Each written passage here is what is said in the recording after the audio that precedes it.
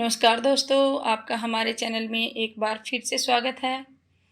दोस्तों, बच्चों को अक्सर खांसी होती रहती है। ये आम बात होती है। अगर खांसी ज़्यादा दिन तक रहे तो यह बच्चे के लिए खतरनाक हो सकती है।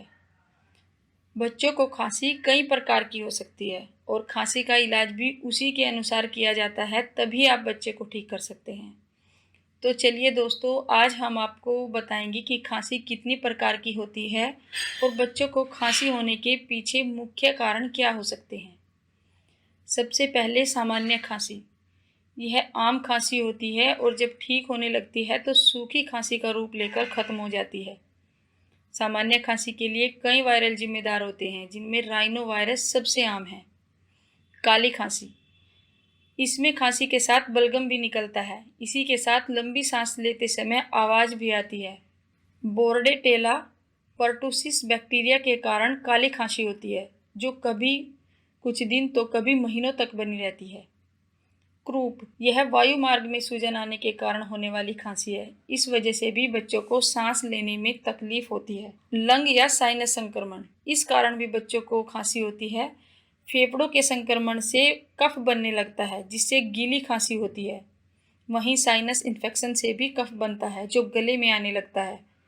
फेफड़ों में संक्रमण होने के कुछ कारण हो सकते हैं, जैसे शिशुओं और बच्चों को होने वाले फेफड़ों के संक्रमण को ब्रोंकियोलाइटिस कहते हैं, जिससे फेफड़े के अंदर छोटे वायुमार्ग संक्रमित हो जाते हैं। ब्रोंकियोलाइटिस का सबसे आम कारण रेस्पिरेटरी सिंसिशियल वायरल है। कई वायरल और बैक्टीरिया साइनस के संक्रमण का कारण बन जाते हैं। जब संक्रमित स्राव नाक से गले तक आता है तो वे गले में जलन पैदा करते हैं और खांसी होती है। एलर्जी। बच्चे को एलर्जी होने पर भी खांसी की समस्या हो सकती है। अधिकतर बच्चों को धूल मिट्टी से एलर्जी होती है, जिसके कारण खांसी हो सकती है। Cystic fibrosis. इस कारण भी लगातार खांसी होती है, जिसमें काफी सारा बलगम बाहर आता है। जो टिश्यू बलगम पसीना और पाचन रस बनाते हैं, सिस्टिक फाइब्रोसिस से उन्हें नुकसान पहुंचता है। एस्पिरेशन। यह भी कुछ खाने पीने के बाद अचानक से होने वाली खांसी होती है। इसके अलावा अगर बच्चे के गले में कुछ फंस जाए तो भी ऐसी खांसी हो सकती है। अस्थमा भी खांसी का एक कारण हो सकती है। इसमें छाती में भारीपन महसूस होता है और सांस लेने में तकलीफ होती है।